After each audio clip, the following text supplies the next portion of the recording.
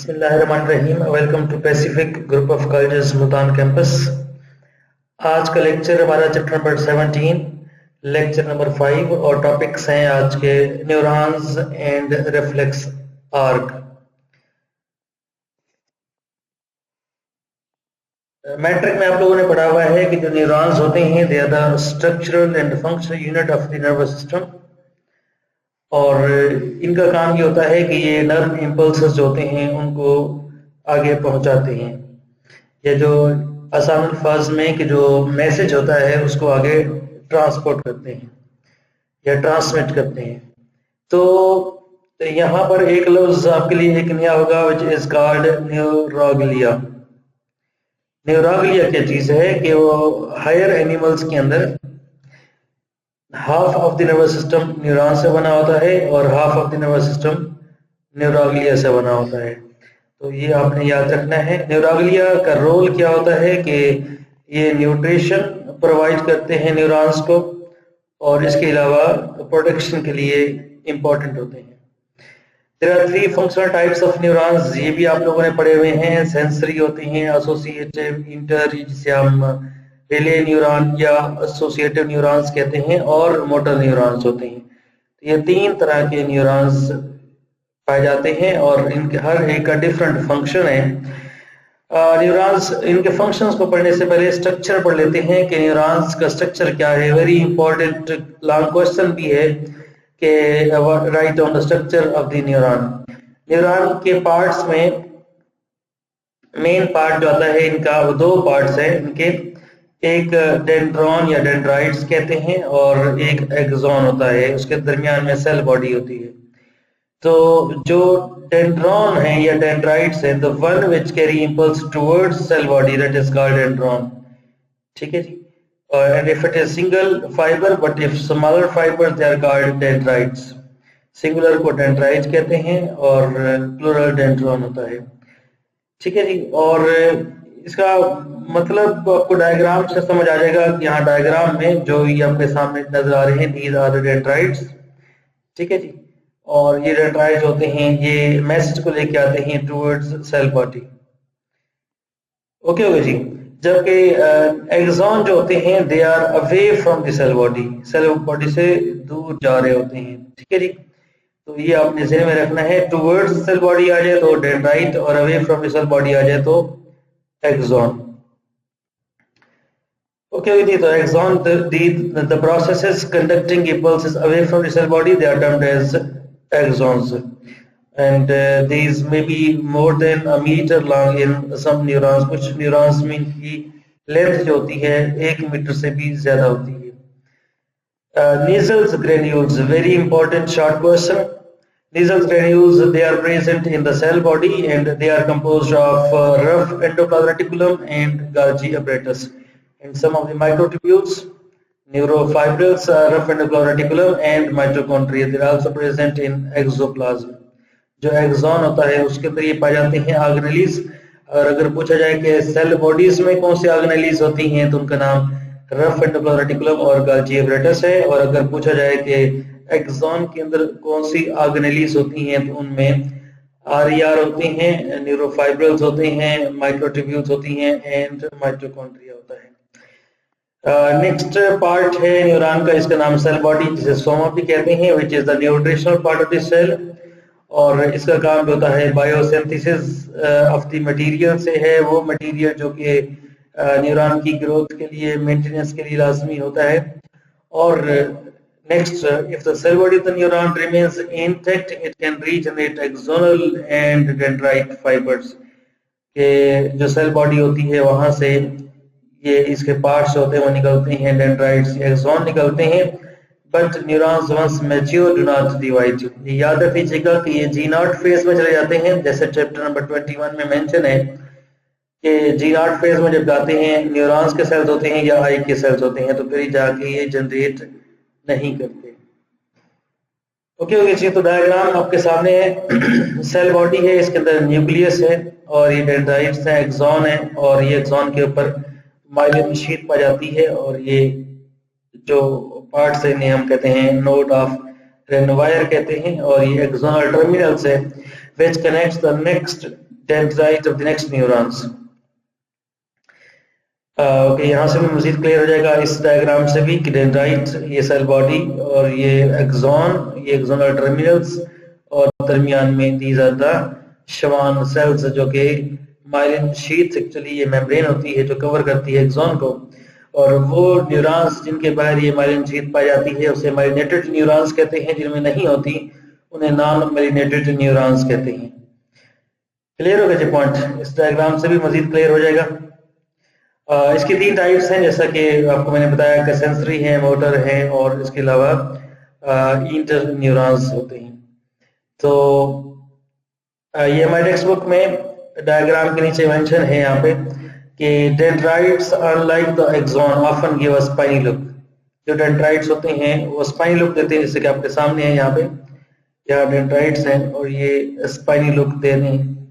ठीक है जी, यहाँ पर भी डेंड्राइट स्पाइनी लुक देते हैं। Dendrites of certain brain cells branch profusely giving cell a tree-like appearance। आपके सामने डायग्राम से नजर आता है आपको कि ये tree-like appearance है। नेक्स्ट, ये आपके टेक्स्ट बुक में रेड कलर में लिखा होगा डायग्राम के नीचे, motor neurons have long axon. कुछ ऐसे भी न्यूरॉन्स होते हैं जो मोटर न्यूरॉन्स हैं, उनका एक्सॉन की लेंथ जो होती है वो आपके सामने यहाँ पे ये मोटर न्यूरॉन है और एक्सॉन की लेंथ जो होती है वो काफी सारी है।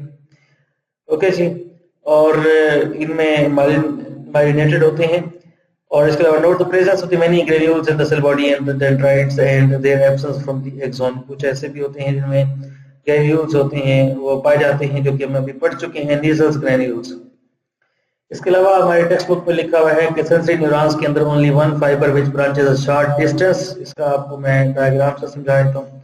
ये हमारे पास ये यहाँ पर सेल बॉडी है और उस सेल बॉडी के बाद सिर्फ एक सिंगल आपको यहाँ प्रोसेस नजर आ रहा है। ठीक है जी, या इसमें ये सेल बॉडी है, उसके बाद ये प्रोसेस जो है एक्सॉन की लेंथ ज्यादा है। ठीक है जी, तो यहाँ पर भी लिखा हुआ है कि many sensory neurons have only one fibre which branches a short distance from the cell body. One branch, एक को कहते हैं पेरिफेरल कहते हैं और एक को कहते हैं क्या, डॉर्सल कहते हैं। तो ये आपने ध्यान में रखना है। एक लफ्ज यहाँ पे है गैंग्लियन। आपको मैंने बताया था कि collection of the cell body that is called ganglion.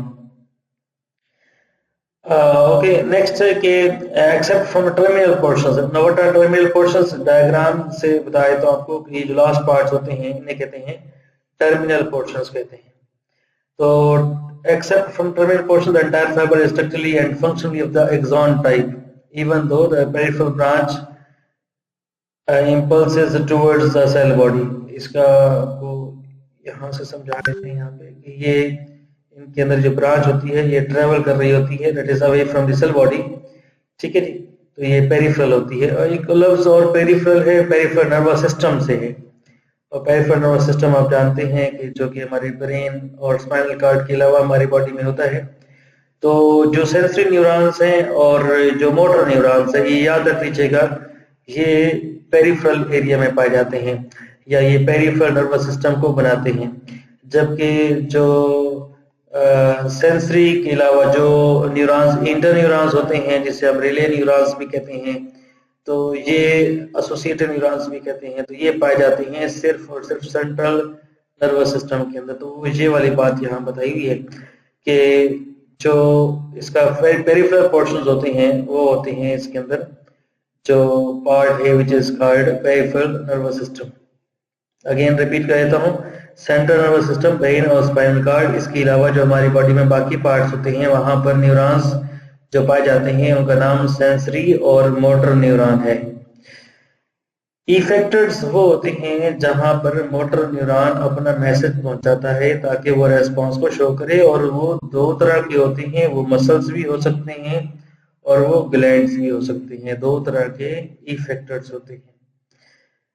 Reflex arc या रिफ्लेक्स एक्शन, ये एक पाथवे है जो आर्क की शक्ल में होता है और वो स्टिमुलस से शुरू होता है। अगर हम इसकी डायग्राम देखें यहाँ पे, ये यहाँ से क्लियर हो जाएगा डायग्राम से। ये इसका स्टिमुलस है, जैसा कि हीट है, और ये स्टिमुलस से होता हुआ ये मैसेज जा रहा है सीधा, किसके अंदर जा रहा है, ये स्टिमुलस से मैसेज आ रहा है सीधा किसके अंदर, हमारे सेंट्रल नर्वस सिस्टम में। और सेंट्रल नर्वस सिस्टम में ये न्यूरॉन्स होते हैं जिनका नाम होता है इंटर न्यूरॉन्स, और इंटर न्यूरॉन्स से ये मैसेज मोटर न्यूरॉन के जरिए से ये पहुंचता है सीधा मसल्स के अंदर, और मसल्स होते हैं अपना रेस्पॉन्स होते हैं वो शो करते हैं in the form of contraction. इसे हम कहते हैं रिफ्लेक्स आर्क कहते हैं, क्योंकि ये इस तरह से आर्क बनाता है तो इसलिए। ठीक है जी, तो इसको हम पढ़ भी लेते हैं ताकि याद रहे। रिफ्लेक्स आर्क सिंपल जो स्ट्रक्चर जो सर्किट होता है उसमें सबसे पहले सेंसरी न्यूरॉन्स होते हैं जो मैसेज लेके जाते हैं टूवर्ड्स स्पाइनल कॉर्ड या central nervous system from the skin. उसके बाद एसोसिएटिव न्यूरॉन्स होते हैं, ये पाए जाते हैं स्पाइनल कॉर्ड के अंदर। फिर मोटर न्यूरॉन जो स्पाइनल कॉर्ड से मैसेज को लेके जाते हैं सीधा इफेक्टर्स, और इफेक्टर्स कैन बी मसल्स और can be glands. In this case जो आपने एग्जांपल देखी है, इसमें जो एग्जांपल है वो है मसल्स की है, हमारे बाइसेप्स के मसल्स होते हैं जो कंट्रैक्ट करते हैं। ठीक है जी, तो reflex arc is the pathway of the passage of impulse during a reflex action and it is a type of involuntary action, यहाँ पे कंट्रोल में नहीं होता, और इसकी जो डायरेक्शन होती है from sensory to associative and to the motor neurons. तो ये अगर न्यूरॉन्स के लिहाज से पाथवे पूछे तो पहले जो होते हैं सेंसरी न्यूरॉन्स, फिर एसोसिएटिव, और उसके बाद मोटर न्यूरॉन्स। ठीक है जी, ये हमारे ये डायग्राम आपके सामने है, इससे क्लियर हो जाए तो ठीक है। यहाँ से ये जा रहा है मैसेज सीधा ब्रेन में, और फिर ब्रेन से होता हुआ सीधा आ रहा है बाइसेप्स के अंदर। ठीक है जी, ये 3 टाइप्स के न्यूरॉन्स जिसके अंदर आप देख सकते हैं कि इनकी स्पाइनी लुक है। ठीक है जी, ये दोनों सेंसरी न्यूरॉन्स हैं, ये मोटर न्यूरॉन है, ये सेंसरी न्यूरॉन है, ये एसोसिएटिव न्यूरॉन्स ये पहले वाले हैं। तो ये आपने याद रखना है, ये रिसेप्टर जहां भी आ जाए इसका मतलब है कि ये न्यूरॉन सेंसरी न्यूरॉन होता है, और जहां पर इस तरह के डेंड्राइट शो हो और उसके बाद एक्सान लेंथ में हो तो इसका नाम होता है मोटर न्यूरॉन, और जबकि ये जो पहले 2 है इनका नाम होता है एसोसिएटिव न्यूरॉन, रिले न्यूरॉन या इंटर न्यूरॉन होता है। ठीक हो गया जी, तो ये रिपीट कर देते हैं, सेंसरी न्यूरॉन, मोटर न्यूरॉन और एसोसिएटिव या इंटर न्यूरॉन होते हैं। ओके ओके जी, तो ये रिफ्लेक्स आर्क। तो आज का लेक्चर हमारा इतना ही था, इसके अंदर हमने रिफ्लेक्स आर्क को पढ़ा, न्यूरॉन्स की टाइप्स को पढ़ा। होपफुली ये डायग्राम भी आपको मजीद क्लियर हो जाएगी इससे रिफ्लेक्स एक्शन क्या होता है। ठीक है जी, थैंक यू सो मच।